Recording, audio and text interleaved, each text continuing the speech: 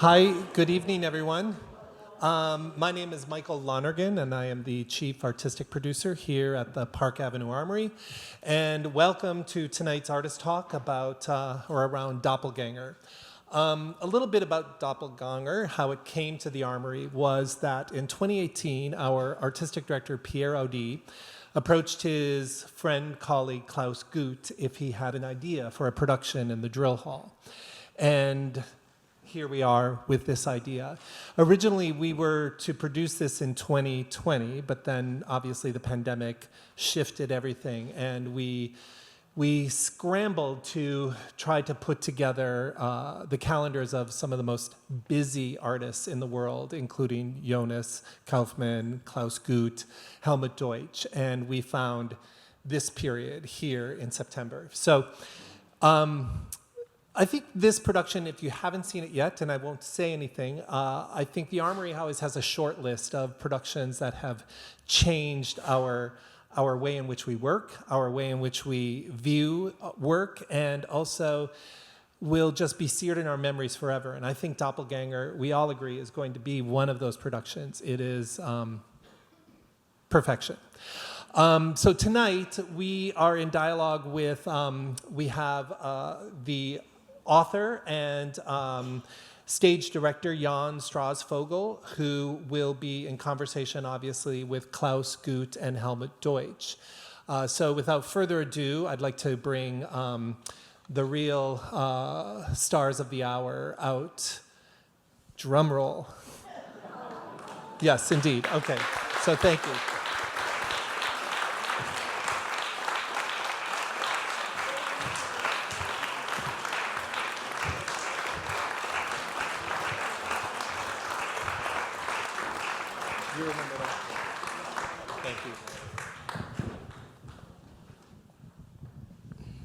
Good evening.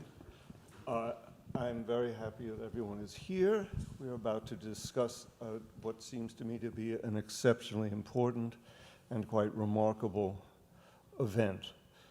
This is really just about, for our city, the first time that a group of Lied have been imagined from beginning to end as a theatrical as well as a musical event. I will direct the first questions predominantly to Helmut Deutsch, the superb pianist, because he has to leave at a certain point in order to prepare for the evening's performance. And I will then spend a little more time digging more deeply into the remarkable theatrical imaginings of Claus Guth. But to begin with, I will ask Claus, because he is certainly the initial impetus for this project, to just explain a little bit to us about the genesis of Doppelganger. The genesis is that, PRD asked me to invent something together with Jonas Kaufmann for this incredible venue. And he gave me the full freedom. He just said, do something. And which is not very often that opera leaders tell me this. Usually they would say, we're doing a new La Traviata, do you want to do it? So then I was coming to visit the Armory, and I have to admit it was a kind of mix of complete open mouth admiration and complete fear and no idea what to do here.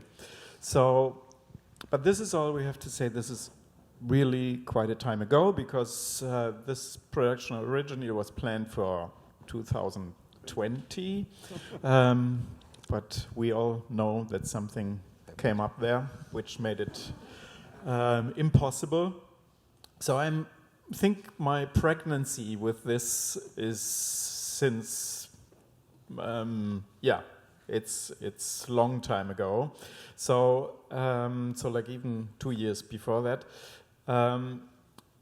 And I was crossing through many things. Like we were like to play one part, one act of a Wagner opera. We were then with huge orchestra in the idea of doing Maler-Totenlieder, Kinder-Totenlieder. So we were I was cruising through all possible things.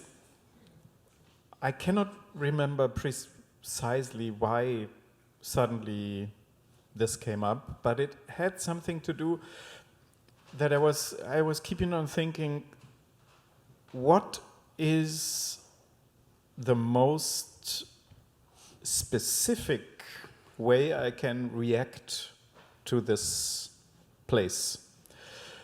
And what is the most, for an audience, astonishing way to hear and see Jonas Kaufmann?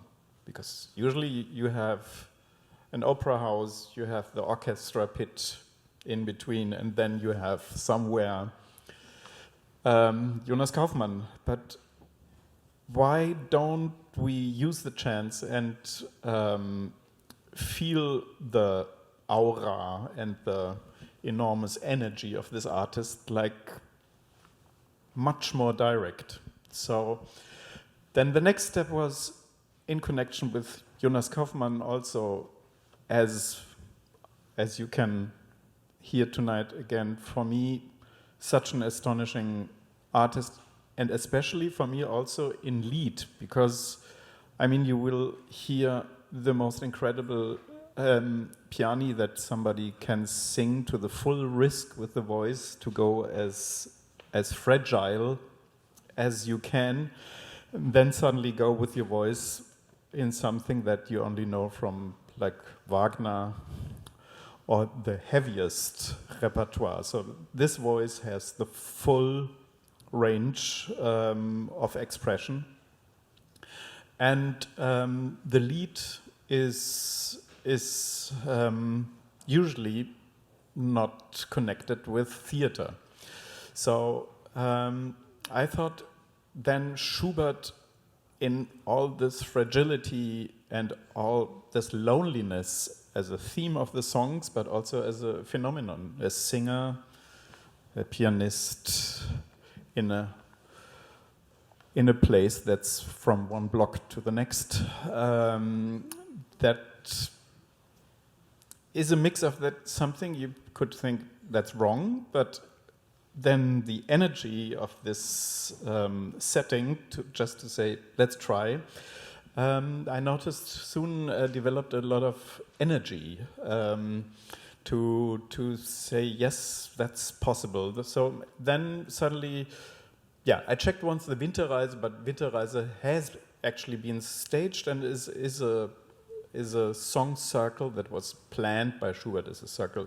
The Schwanengesang, that's what we're doing here, has much more liberty because Schubert didn't plan it as a circle.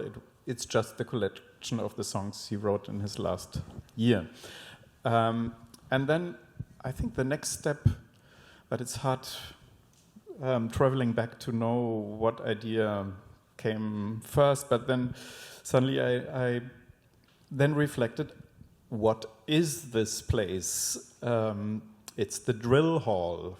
We're sitting here in officers' rooms. We are in the theme. It's not for fun. I mean, it has the connection to war, and then to military. And then I discovered that one of the songs in the cycle is called Kriegers Ahnung.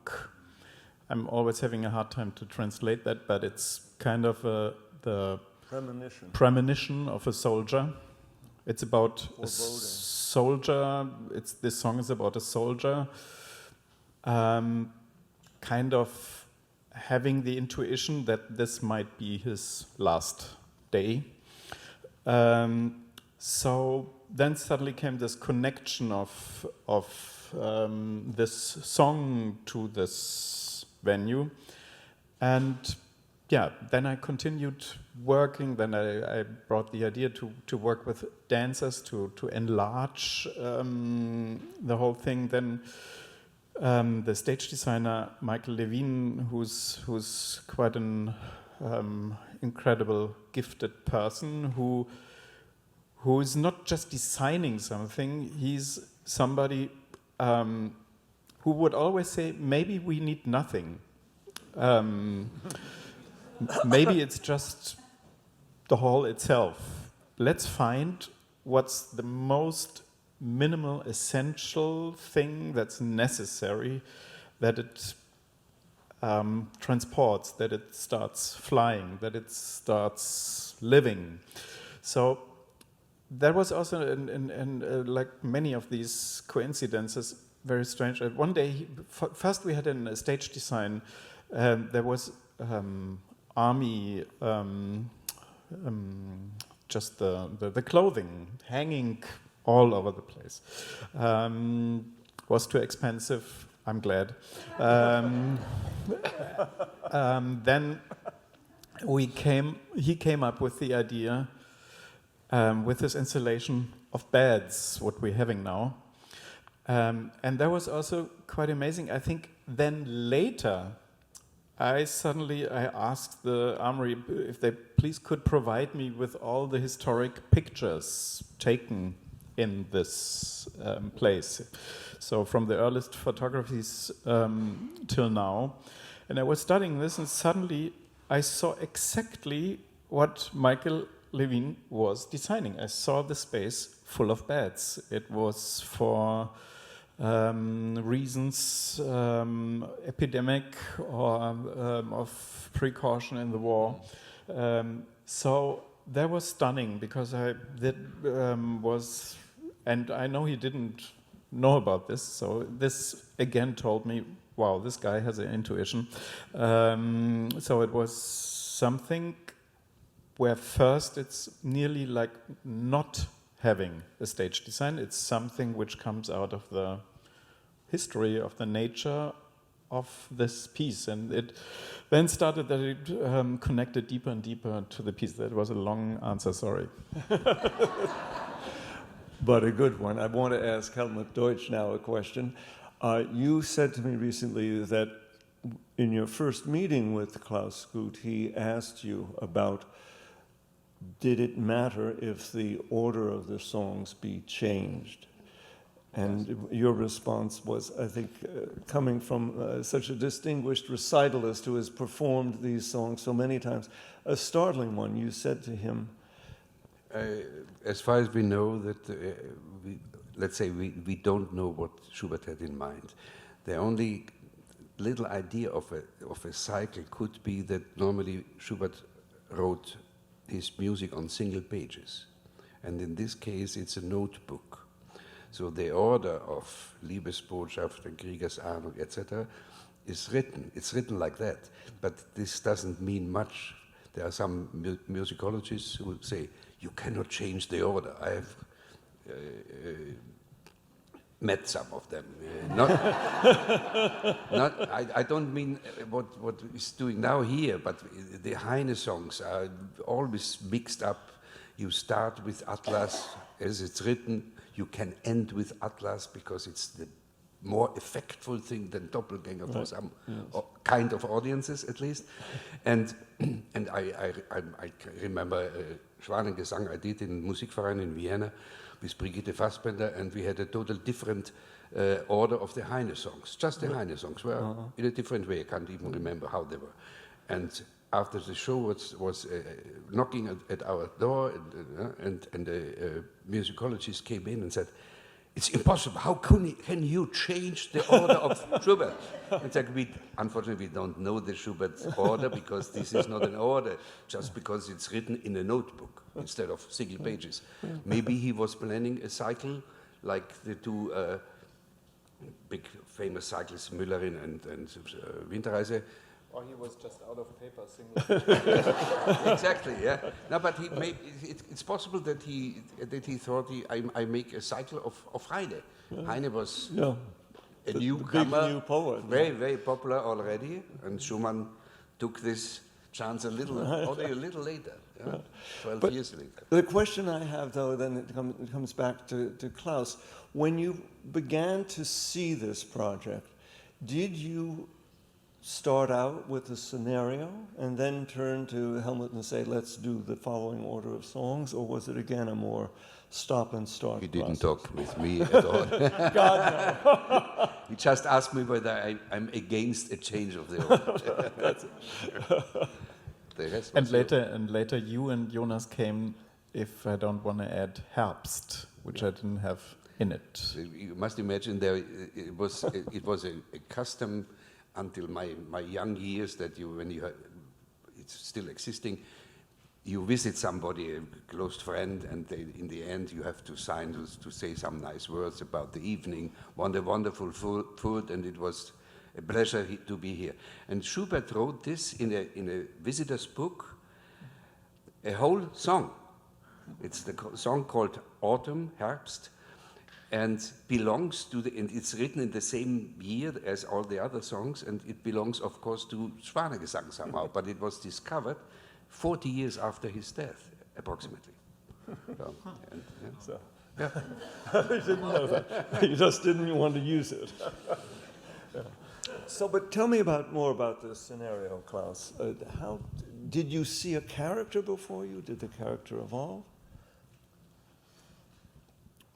I think the first decision was to put the Kriegers Ahnung as the first song. And the next thing I knew is, because there are two different authors for the text, there are Rellstab songs and Heinrich Heine songs. I was always sure that they should be separated because they have a very different atmosphere. And then the next step was, I kind of was trying to lie down myself in one of these beds and starting to kind of creep into a mind of somebody who would lie in one of these beds. And it was then, I have to say, quite shocking and touching, moving when this production was pushed later. And then suddenly, when COVID came, I saw on the news all the time this installation with these beds, because of course they used some places where there's space and put beds for the people that are suffering or that are, and I kept on thinking, what is somebody who's lying there, where, and you have a fear at least, that this is your end. I have to admit, when I had the first time COVID, I had it quite early. Oh my God. I panicked in a sense of that. I thought, wow, is this it? Oh yes. And the interesting question is, of what themes do you think? Of what? Where do you send? Because you're lying there, you can walk around. Where do you send your thoughts? And where do emotions travel? And this is what Schubert, I guess, he knew that he would die with writing these songs. He had a long ongoing disease that got worse, and they treated him horrible wrong from nowadays perspective. So actually he was more dying from the treatment. From the, the treatment. Then I suddenly understood, okay, this is exactly what it is. It's and so it doesn't really, to some degree, it's not so important in which order you do the songs. Then when you know your starting point, your mind is traveling there, coming back to your reality, then traveling there.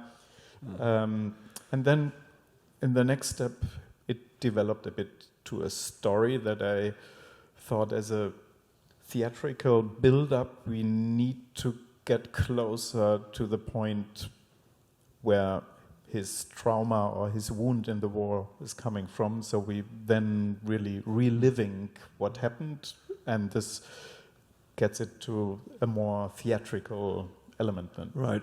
A thing that struck me as a spectator, my wife and I went on opening night, was that though the words of the song are important and nice to know, in point of fact, it is the spectacle itself in relationship to the music, it seems to me, that carries us along. And since this has not yet been mentioned, and it's the most obvious omission, it seems to me, in the discussion of this project, is the deep artistry of Jonas Kaufmann, his embodiment of a suffering, wounded, dreaming, hallucinating, dying soldier, is all really we need to know. We follow it from greatest hope to greatest despair, and come with him to the shocking moment when he discovers his double. And this is the title of the work, and also one of the greatest of the songs, of course, in the Schubert collection. But to me, as an audience member, and I would think to some of you, at least in your experience of the work, what is so startling is that we are just following with or without understanding every single word, which is very much a remarkable experience. I wanted to ask and bring up one, to me, very striking thing about this whole project, a more practical one. The internet tells us far too much, and Helmut Deutsch's website tells his schedule. So I checked his schedule, figuring, well, of course, he comes to New York to do this giant theatrical project with his longtime associate, Jonas Kaufmann, and he's here for a number of weeks. How many days was it, Helmut, that you were here before the premiere of this project? I arrived on Sunday the 17th, and we had Monday, Tuesday, Wednesday, Jonas and me, we had 3 days rehearsal. And then we had the dress rehearsal on the 4th day, and the first evening on the 5th day. And we were present at that opening night, and as the evening progresses, and you will notice it, those of you who have not seen this project, at many moments, Jonas Kaufmann is at least 40, 50 feet away from Helmut Deutsch. And not only away from him, but looking in an entirely different direction. And they are seamlessly together. And so I asked Helmut to explain the alchemy of this. How was this possible? No, it's not always working, but normally, what distance ever it is, there is a body language. And Jonas was a student of mine exactly 34 years ago. He started, and so we know each other. I know him in a way much better than my own brothers. And he every singer has a certain way to breathe or to move. You read a lot from the body. And the distance is, of course, not very helpful to read, but it's possible somehow. Yeah, still, yeah. Yeah. Another thing that we have not yet mentioned at all that I would like to ask Claus Guth about is the participation of Matis Nitschke, the composer. How did you work with him, and was it on sort of specific connections between the songs that he would operate, or was it a longer kind of communication that you had to make this into a piece as opposed to a series of beautiful songs with wonderful stage pictures? Yeah, this is I'm working on something since quite long. There is something like I'm searching, and there is, of course, the normal definition of my job is as an opera director, especially if it's more Regie Theater, director theater, as it's called in Europe sometimes. It is a piece, and you give your interpretation, which then looks like this or it looks like this. My feeling is that this can't be the only way to react or to interact with a historical written music. So I'm searching for something, and of course these songs make it more possible because they are not connected directly. How can I open the ears every time a song arises, like a sensation, again and again. Usually you come to opera house, the ouverture, the curtain opens, and then you know what's coming. It's the opera. It looks like this or it looks like this. The singer is better. This is less interesting. But it's the same thing going on. And for me, it was interesting. Normally, if you visit a song recital, you have this incredible intensity of a song, and the song is over after 3 minutes, and then we are in a room of coughing people, somebody taking out a chewing gum, and we all our attention goes down, and then the singer starts, and he will create it new. But what's this silence? What's this? And I was thinking a long time, how can I direct silence? How can I influence silence? And then I thought I need a connection, and maybe also something that brings acoustically also a dialogue of Schubert to our time. So we then started thinking about, because I fell so much in love, and poor Helmut has to play this now, that sometimes in a Schubert song already before the singer starts singing, you have harmonic sensations already in an extreme way. So sometimes this is already very inspiring. So we started to kind of, where does the song start? Because we're playing these chords earlier. We then transforming these chords into sounds that Helmut creates in the piano, or they're taken over by electronics. So this is how we started a dialogue between Schubert and today. Also at some point you will see we're letting the reality of New York as a sound, yes, into the house. So I think what I want to say with this, it's not enough for my understanding how we should think about music, staged music. It's not enough to paint the room once green and once yellow. It's also a question of how does the communication on also inside the music could be looked at a step further. Right. Also, too, there are sound effects, occasionally military noises of distant explosions. Very discreet, but very important, obviously, not simply for the theme, it seems to me, of this specific production, but for our time, where war is happening as we sit here comfortably here in New York City, and it is a continual threat to really millions of people. I had another question that fascinated me that I wanted to ask, that has to do with the imagery itself of the double of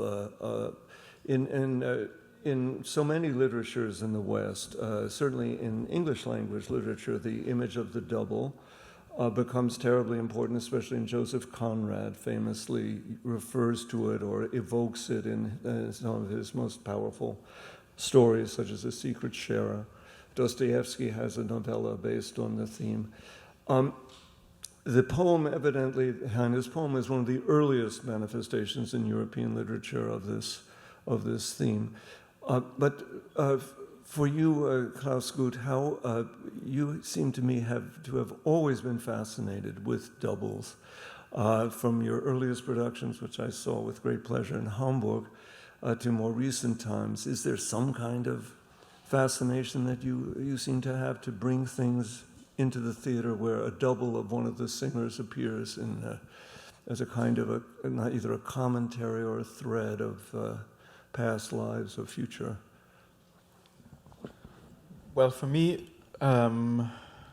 music theater is always a chance to not only describe an outside world and that the person is moving. I think my probably theme is to visualize inside worlds.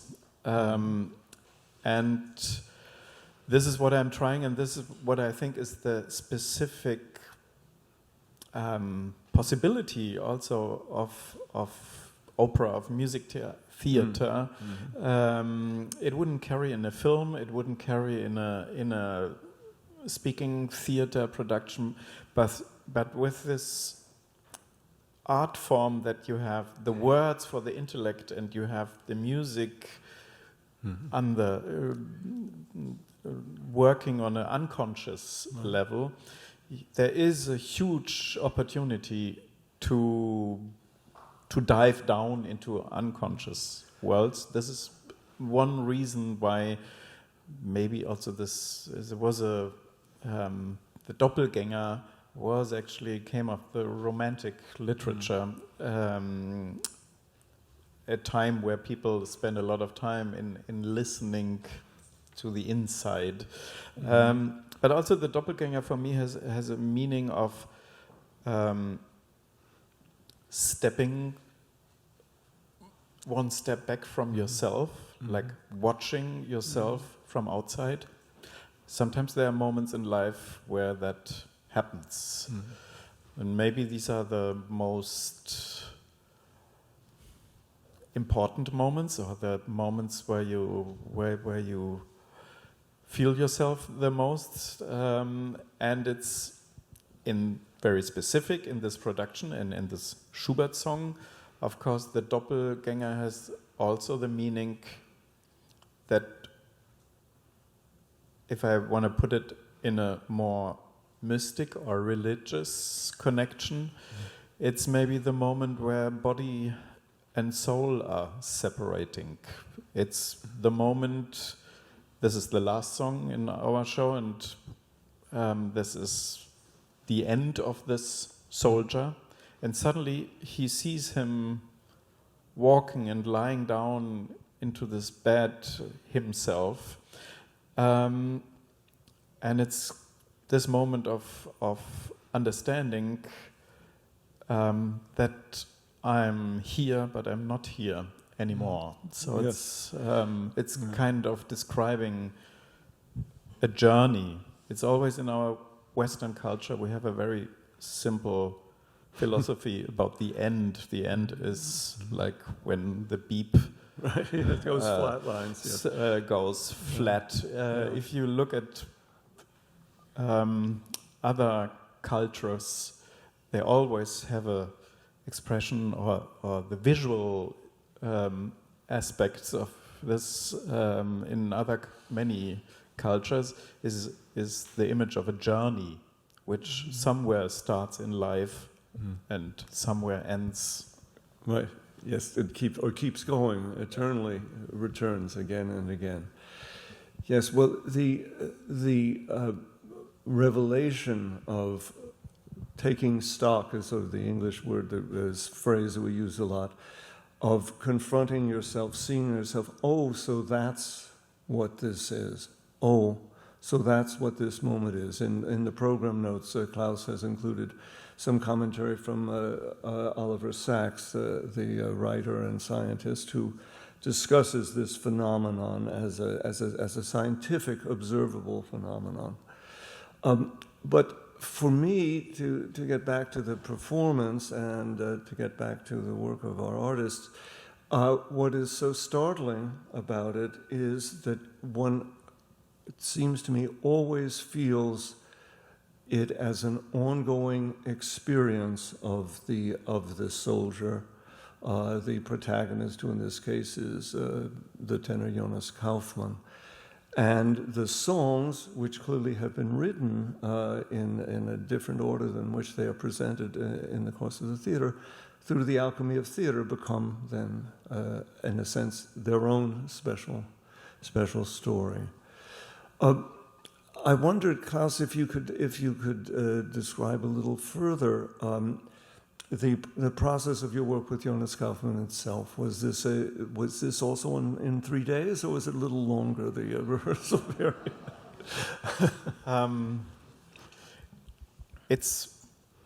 We all were in the same building at the same time. I was studying with Jonas in München at the Musikhochschule, where you were his teacher. So I think there's a long collaboration, friendship. We did, I don't know how many, but 3 or 4 productions together. So this was only possible because, it's quite an adventure to that I invited him, and I knew how fast he is. And I knew how fast and flexible he is. So I accepted that he's coming the same date as you were coming, which does not mean that I've been working here 2 weeks before with a cover. And I was working with the dancers. We were working in a room as big as this one, and then we had a model in the room and stage of the installation, and then we were always doing something, then watching the model. Oh, this would take place in the hall over here, so now you have to walk the room 10 times, then you would know that you arrived on the other end. So that needed some abstraction. The thing is, then when Jonas and Helmut, when they arrived, of course I had it completely sketched with the cover, and I it was, if I see this now, I'm astonished myself, because usually I work for something like this 6 weeks. That's the normal production period for an opera. This is insane. I think before Jonas came, we had 2 days in there with all these light cues, with all these video cues, with all the sound cues. I don't know what happened, but somehow it happened somehow or other. We were in a special energy there, so we could do it. And then Jonas arrived, and I traveled with him through the setting and explaining. And it was enormous. He was so fast, and then he immediately said, "This feels a bit strange." And the funny or the good thing about his stage intuition is he was always right. It was something that was much better than the way he proposed it. So it was a quick but intense journey. Great. At this point, I've seen a little sign go up, and Helmut Deutsch, I would like to thank you so much for your participation, and toi toi toi for this evening's performance. We'll keep...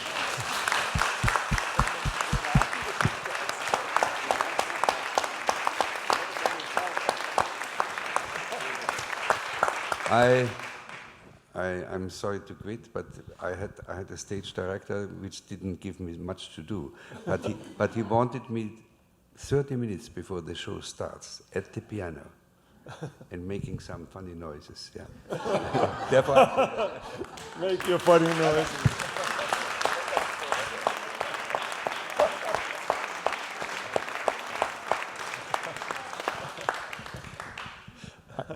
As he's leaving, I have to tell a story about Helmut Deutsch. Perfect timing. Because it was, he's the one and only man with all the famous singers we know playing with them, and such a experienced and incredible pianist. But I arranged to confuse him completely once, not on purpose, but I didn't expect that, because at some point I thought I have to separate these Rellstab songs from the Heine songs, and there needs to be something in the middle. And then one day I thought of a Schubert sonata, which would be beautiful to hear. It's a sonata. I discovered this also afterwards, why I'm so connected to that. My mother used to play that always, and I always was working on the first page and then gave up.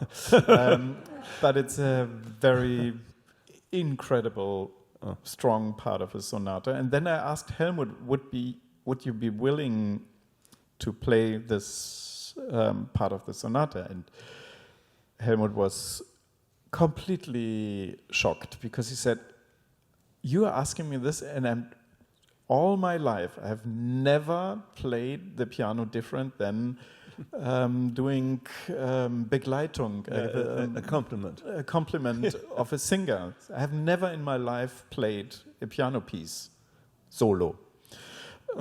So for him, he was so nervous, and he was so, I will try, but I cannot promise if I'm capable of doing this. And there was so, I didn't think of this, but then I understood. He says it's a different profession. But you will hear now, it's incredible, deep, what he's playing there. And for me, this is a very miracle moment. Nothing is happening, but in my mind, I hear it as it is, the way he plays, as if there's a ghost singer singing something. I always hear, or I, for myself, think sometimes of words that would connect to this sonata. So it's, quite a genius. Yeah, it is a ravishing moment and totally unexpected in the context, and it comes at again, you will see and decide for yourselves in the reality of the theatrical experience, but it comes at the appropriate moment where one needs this pause, one needs this moment of release and contemplation, and the sort of the fragility of the music, the delicacy and the sort of the deep sorrow, not sadness, but sorrow that it seems, at least to me, to confess, ready to confess, is very, very appropriate to the occasion. In this context, I wonder if you would want to talk a little bit more about the work with your movement associates and the amazing array of compositions, of relationships that this group of dancers and movement artists give to your composition of this piece. Did you work with them before coming here to New York in discussions, or was it all again done in these very intense days in the small room with? I met them for a casting and then here, but it is something also a research I'm starting, and it's getting more intense in my works. I'm nearly in all my works at the moment. I'm working with dancers. I'm searching, and maybe you can observe it a bit. What I try is to, in a very direct sense, try to translate music into physicality. So these movements are, in very many cases, like completely out of the chords of the piano. The basic rhythmic. And rhythmic. And of course, the other element is that with these dancers, I could bring in the context of military. I had a different conception when I came here, and they were much more individualized. And suddenly, when I had the first rehearsal in there, I noticed, no, in this room, nothing survives, which is not completely clear and pure and choreographed. So if you would have 20 people doing, you wouldn't know where to look. So it's also a way of focusing, and also very often Jonas and the dancers are also in many cases doing the same movements, so that it becomes like one energy, like one movement that's translated the motion, it's translating the motion of the music.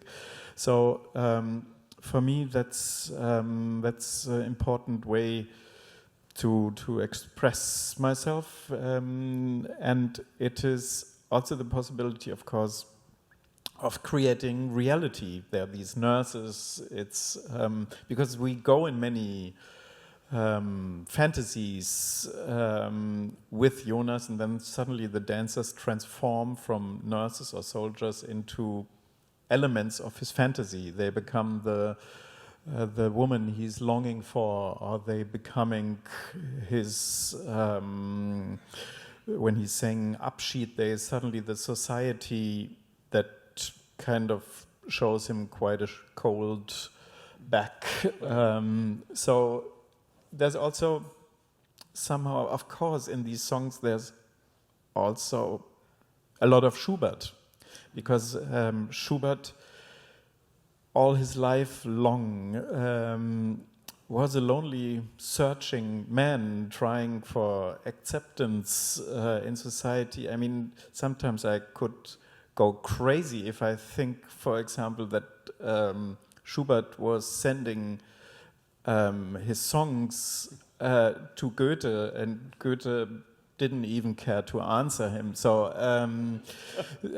so he had a hard time, very far from acceptance. Right. And this loneliness is, again, very much an element in this work.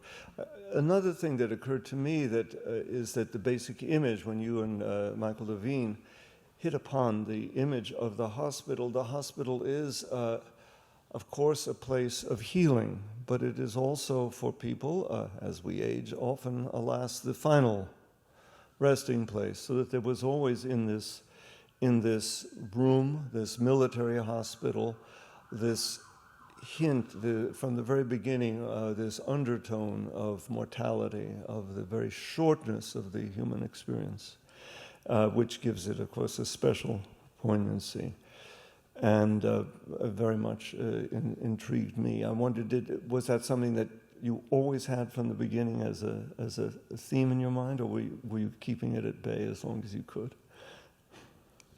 It's it's always a lot of things. Elements of what I do is planning and reacting to factors that are on the table. But for me, I will go into the performance today again. For me, the luxury of being able to now see what came out is also for me a huge present, because it's also talking about things that are very connected to me. Experience I had the last year, I suddenly recognize this now. My mother died this year, and had a process with her through that. So that's also, I suddenly recognize, it's a lot of that is in there, but I didn't realize that when doing. Right. Yes, well, an aspect of, I've known, I must now, a little bit of disclosure, I've known Claus since the very beginning of his work. and have always. I was really- your assistant. Yes, you were. But before you were my assistant, perhaps you choose to forget this, you did a brief opera in Deutschlandswerk by Graz in Austria, a short opera written by a student composer, and I was sort of admonished or advised by the composer Hans Werner Henze, whose festival this basically was, keep an eye on Claus Guth, make sure he doesn't do anything foolish. And and honestly, after about 3 minutes, I thought there's nothing I have to worry about here. And since then, what has really struck me, and I say this as a friend, but also as an observer of theater and a devotee of it my whole life long, has been an astonishing development and enrichment of your theatrical vision and the increasing openness and intensity of the emotional expression. And I hope everyone this evening or in later evenings when you come to see this unusual work will also share in that realization. Thank you very much.